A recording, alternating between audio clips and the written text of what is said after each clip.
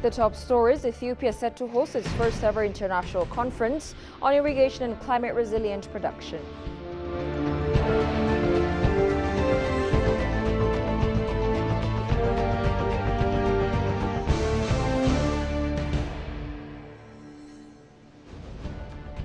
And a senior advisor says the Productive Safety Net program is increasing the income of beneficiaries.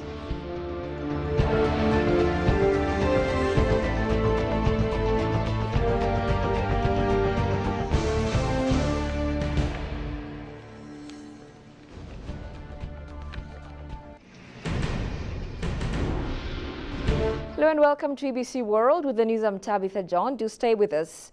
FIDRI President Taye Atske-Selassie stated that the newly renovated National Palace is a revelation of profound time capsule from a different era and repository of history. Ambassadors and heads of missions of various international organizations stationed in Addis Ababa have visited the newly renovated National Palace in Addis Ababa. On the occasion, the president highlighted the whole history of the palace since its inception during reign of Emperor Haile Selassie to the present. During his remarks, President Taye noted that the renovated National Palace isn't just a palace, but is a storybook, a chronicle of the country's triumphs, struggles, as well as trials and tribulations. The renovated palace has served to forge relations between countries, to build unity, expand multilateralism, and pledge for the call of liberation. President Taye called for the building of the legacy of forefathers as evident in the palace and striving to build relations that are best cemented on understanding, unity, peace, and prosperity.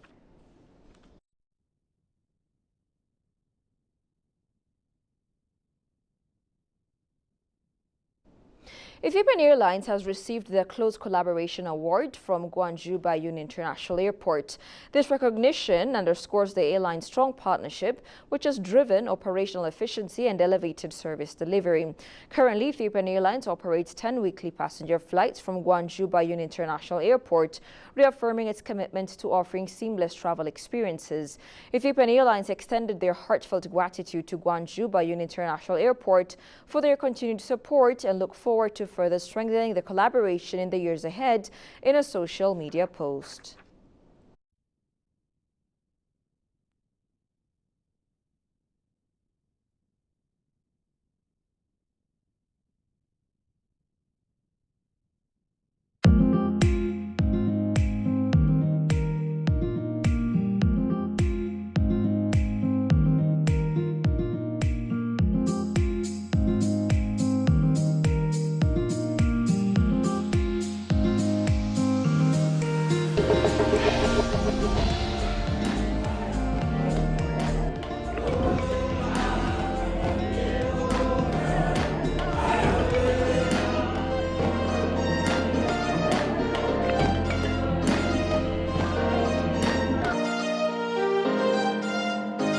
Sidoma Bato.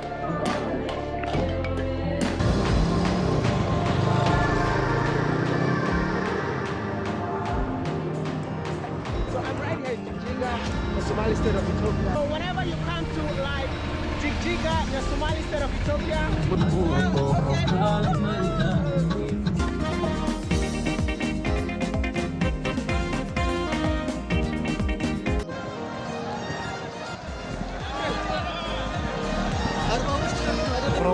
ተመስገን ነው ሀሹ ሳሩጋቴስ ስለ ቋንቋና ባህላችን ሲምፖዚየም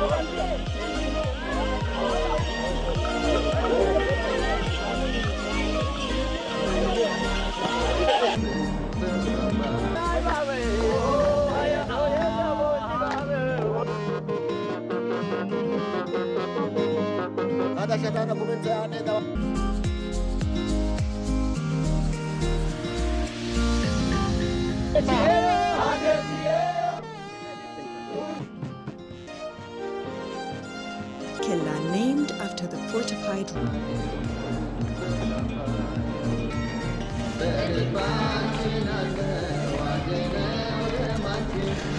They're like 30, 60 or even 70 meters up the cliff, and at an era where there were no dynamic ropes. They were building this, and then when it collapsed, they saw it as an omen, and they stopped building and converted to Christianity.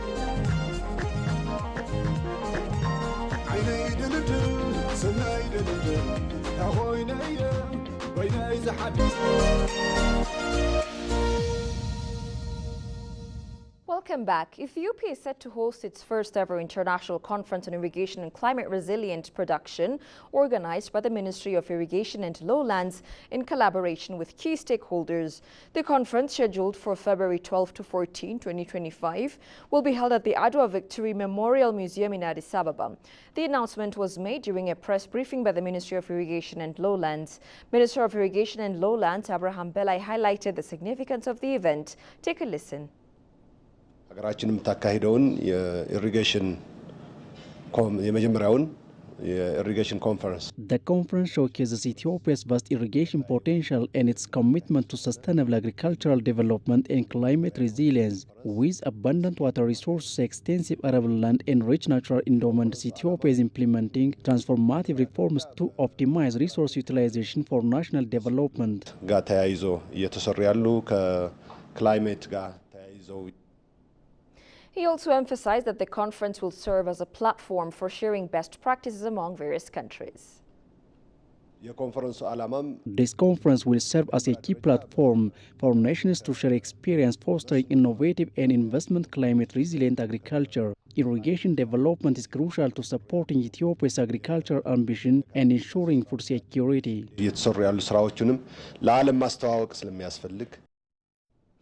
The relationship between Israel and Ethiopia dates back to biblical times when the legendary Queen of Sheba arrived in Jerusalem as an official guest of King Solomon's court. Approached by ABC World, Israeli ambassador to Ethiopia, Ambassador Abraham Nuguse, reiterated that Israel vows to strengthen bilateral relations with Ethiopia in multiple areas of cooperation. Tigis Sarnisa sat down with the ambassador. Take a listen. Ambassador Abraham Nuguse, Israeli ambassador to Ethiopia, we truly appreciate you for availing yourself for this interview. Thank you so very much, sir. Thank you so much for coming also to our embassy. Let's talk about the prospects for enlarging and enhancing the Ethio-Israeli ties, which dates back to biblical times, particularly in the areas of technology and politics. The Ethio-Israel relationship is a unique relationship, historical relationship in many aspects. Starting from the biblical time, the relationship is unique. As it is written in the book of Kings, chapter 10, the first diplomat, Queen of Sheba, visited Jerusalem, King Solomon. That was 3,000 years ago. So this relationship is continued until today with a unique way,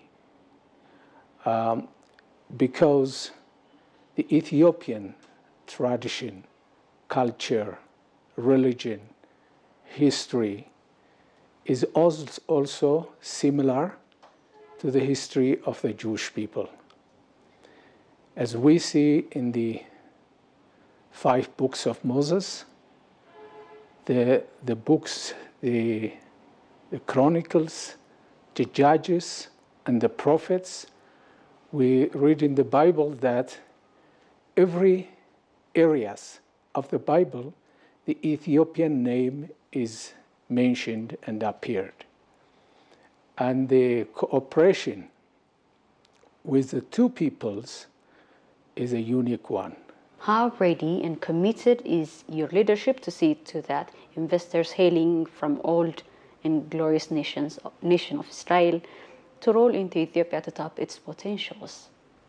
Yes, because knowing the two countries and knowing the two countries, the historical and the cultural side, it gives me encouragement and power to convince and explain the Israeli investors.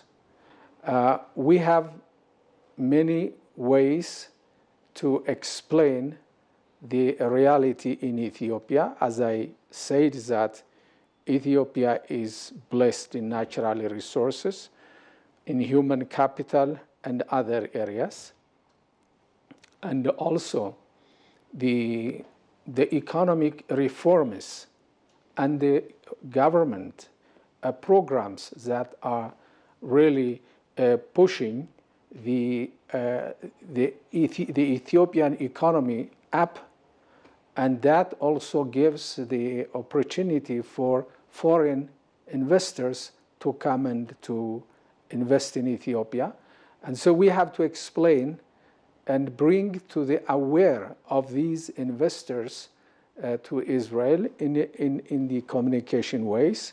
You know, you have the social media as well as also the mainstream media in Israel. We have in Hebrew language, in English language, and we have Amharic language medias also in Israel. So through that we see, and then also in our head offices also, there are areas where encouraging Israelis to come and invest to Ethiopia. Now that the year of 2025 is very close, maybe hours away, may you forward your best wishes for the people around the globe? Yes, first of all, I wish to all the people of the world or the global nations that I wish a happy new year, happy, a peaceful, a unity, and a prosperity to all nations. And I also would like to wish to the people of Ethiopia for the coming of Christmas, for the Christians who are celebrating Christmas. So I also wish a happy Christmas. Mr. Ambassador, thank you so very much for availing yourself for this interview. We do appreciate it. Thank you so much for coming to our embassy. Finally, the Productive Safety Net program is increasing the income of beneficiaries. This is according to Burhanu Wolde Mikael, Senior Advisor of the Food Security Coordination Office head. He highlighted both the successes and challenges of the Productive Safety Net program, emphasizing its focus on supporting marginalized communities in rural areas. In his reflection, Wolde Mikael also underscored the program's positive impact on women, particularly in enhancing the education opportunities for their children. Take a look at what he said on Addis Dialogue. How does the Productive Safety Net program specifically target the rural areas with this objective of reaching the marginalized community in different parts of the country? The Productive Safety Net program uses the geographic targeting and community targeting approach to reach to the extreme poor and vulnerable households in the rural areas. For that purpose, the program put in place a system to reach to the targeting exercise. When we are saying about geographic targeting, we are trying to identify drought-prone areas in the regions, and once we are identified the drought-prone areas, in that area we are trying to target the extreme poor and vulnerable households. What's the average increase in household income for Productive Safety Net program beneficiaries, and how does this translate to increased investments in children's education? The primary objective of the program is, one, to smooth food gap of the targeted beneficiaries. Second is to protect asset depletion of these targeted beneficiaries. And the third objective of the program is creation of community asset at a community level. And the fourth objective is provide tailored lively support to the beneficiaries to improve their livelihoods.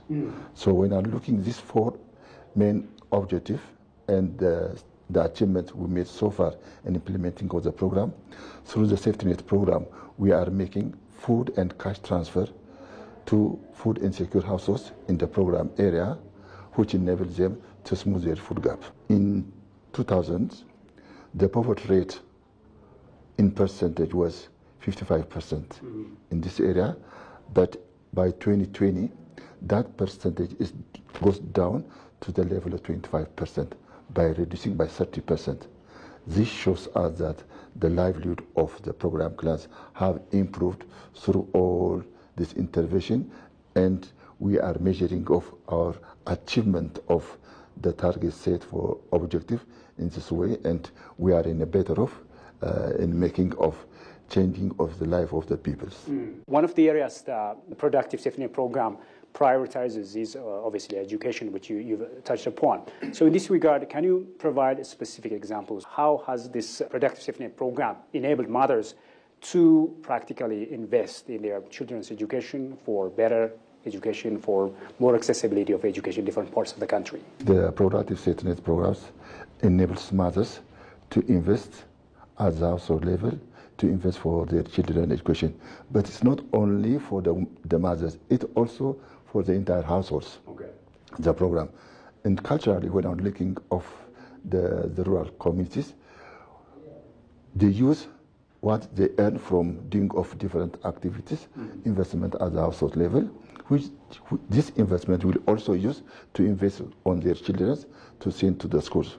And through the safety net program, we have constructed different type of social infrastructures. One of the social infrastructure constructed is the primary schools.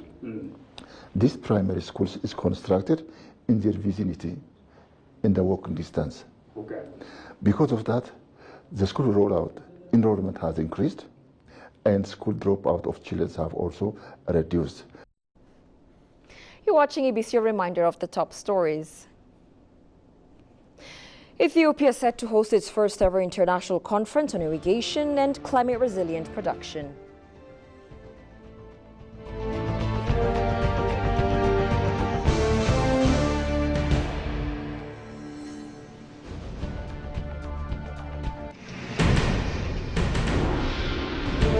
And senior advisor says the Productive Safety Net program is increasing the income of beneficiaries.